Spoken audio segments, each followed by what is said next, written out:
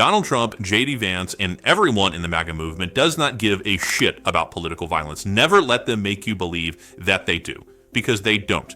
All they want is to exploit political violence. All they want to do is exploit gun violence and say that it is a problem of the left. It's radical liberals who are carrying out these attacks. That is blatantly false, and it was proved once again as Donald Trump made an insane post in the wake of a shooting at an ICE facility that has left 2 dead. Donald Trump wants to exploit today, but he's not able to, and his post just backfired. We are getting into it all, but before we do, if I could quickly ask you to leave a like on this video, and if you haven't already and you enjoy our channel, to hit that subscribe button, because it goes a long way in supporting our work. Now, before we can get into what Donald Trump said in his insane post in the wake of this shooting, I want to start with J.D. Vance in Kash Patel's response, trying to lay the groundwork to push their gross narrative, and it starts with these 2 Vance clips. In our country, over the last couple of months, the last couple of years, it is not a both sides problem. It is primarily on one side of the political aisle. So, if we are going to truly go after the political violence in this country, we need the Democratic leadership of Washington, D.C. to look in the mirror.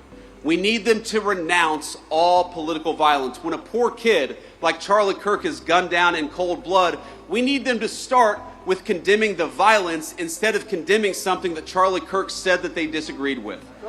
When you have an entire network of left-wing organizations that encourage, that promote, and that apologize for violence, you know what you're going to get out of it? You're going to get political violence. So here's my sacred obligation to you, to all the law enforcement, but every person, whether they wear a uniform or not.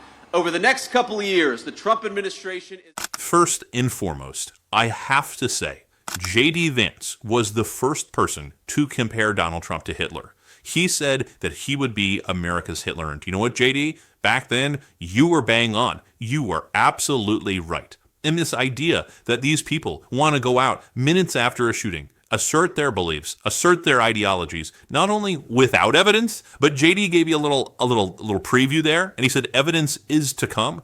We have the evidence. We're not going to show you yet, but believe me, because of course you can trust Donald Trump's government that covers up the Epstein files, that hides the video of Tom Homan accepting a cash bribe. You can totally trust that FBI. You can absolutely bank on our word, which is why I'm pretty disturbed with what Kash Patel posted before we get into what Donald Trump did. Kash Patel suggests ideological motive behind Dallas shooting, shares anti-ICE message on rounds. FBI Director Kash Patel shared a photo of rounds found near a shooter who targeted a Dallas, Texas ICE facility, suggesting that there was an ideological motive for the attack. Patel took to X on Wednesday afternoon to address multiple people being shot at a Dallas ICE facility that morning. 2 people ultimately died, including the gunman who turned their weapon on themselves. No officers were injured in the shooting, and reports have suggested that detainees were shot and they may have been hit while inside a van. This morning, just before 7 a.m. local time, an individual fired multiple rounds at a Dallas, Texas ICE facility, killing 1,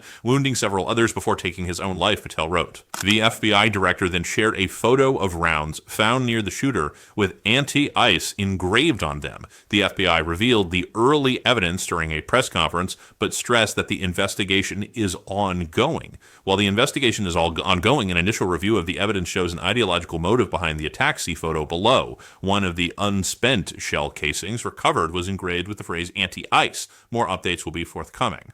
Wait a second, Kash. The investigation is ongoing, yet you felt the need to interrupt it and share evidence? And remember, last time we were talking about engravings on bullets, it was the right suggesting words representing the company that made the munitions that were used in the Charlie Kirk shooting, had some trans insignia, even that was complete bullshit. And now we have this photo with like a magic marker on it. Guys, I'm so serious. I hate to raise the conspiracy of like, did Kash Patel plant this evidence? I really hate to do that. But why would you show it to us? Besides trying to affirm the view that you want pushed right now, the narrative you are trying to drive still in this moment. Why would you share the evidence but for that reason? The investigation's ongoing. How can we trust the FBI? We can't. Any idea that it's the radical liberals who are going after ICE, only a detainee lost their lives. And Donald Trump, the post he made in light of this shooting, only makes that worse. Trump wrote, the Democrats want illegal aliens, many of them violent criminals, to receive free health care. The Democrats want $50 million to help radical left news outlets. The Democrats want to leave dead people on Medicaid and Social Security rolls so that criminals can continue to be receiving the payment, steal their money. The Democrats want to cut billions of dollars from vulnerable rural hospitals, and it continued like that, with Trump also mentioning open borders and crime and so many other things that will destroy America, saying we can't let this happen. So there is a shooting this morning at an ICE detention facility that leaves a detainee, likely, of course, an immigrant, injured, many injured, and one dead. Donald Trump's response is, we have to get rid of these criminal, animal, disgusting illegals. Of course, those are his words. That's how he responds. If it was law enforcement, Donald Trump would be saying that this is the radical left, well, which he did already, by the way. He did say this is the radical left. But we see an immigrant this morning lose their lives, and Donald Trump's response is, we have to stop these immigrants at all cost, no matter what it is, because they're infesting the country. They're breaking in. They're criminals. They're coming for you. That's his response. And you're fucking telling me to lower my rhetoric, repeating J.D. Vance's own fucking words, him saying that Donald Trump is America's Hitler, and now I'm in handcuffs for repeating J.D. Vance, the vice president's own words? Are you serious? This is such bullshit. It is bullshit. That all the right wants to do is talk about political violence when we haven't even thought about January 6th in months it's been, since Donald Trump let violent criminals out, repeat offenders who will have to go commit more crimes, mind you. And we also don't talk about the political violence that is ICE. ICE is carrying out political violence every day. Just because they have a badge with no number on it, by the way, and sometimes they don't identify themselves. But just because they're employed by the federal government doesn't mean they're not agents of political violence. That is political violence. That is what they are inflicting upon us, inflicting upon communities, your community, all across the country. It doesn't matter. And you're telling me it's my fault? Donald Trump is saying it's your fault? Really? His response to a shooting is, we have to get the criminal illegals out after an immigrant lost their life this morning. In a shooting where we don't know the motive except for what Kash Patel has suggested in a Twitter post, by the way, not an official statement from the Bureau, a tweet that Kash Patel put out. Remember what happened last time Kash Patel put out a tweet while an investigation was still ongoing? She had to retract it. And you're telling me to trust this one? I know I'm seeming a little upset right now, but are you kidding me? Are you fucking serious with this one? This is insane. They're telling us to tone down the rhetoric, and this is what Donald Trump is posting. This is what Kash Patel is doing. J.D. Vance is screaming, oh, they're saying mean things about us. Fuck you, J.D. Vance. I've had enough of these people. I've had enough. I really have. And especially in the wake of what has been happening in the border enforcement and deportation department of this administration with Tom Homan, the criminal that he is, that Jasmine Crockett, who is going to be a little calmer, deliver her words a little better than I can in this moment when I'm furious, said right here. But that's the same thing with this entrapment thing that they're now saying. But when it comes down to conspiracy, the conspiracy is complete at the agreement. And so whether or not you could actually carry it out doesn't matter. What matters is that you made the agreement. And now, just like we saw in Nixon, when Nixon decided, you know what, it's getting a little too hot in here, in a bipartisan way, they're about to boot me, I'm gonna just go ahead and bow out.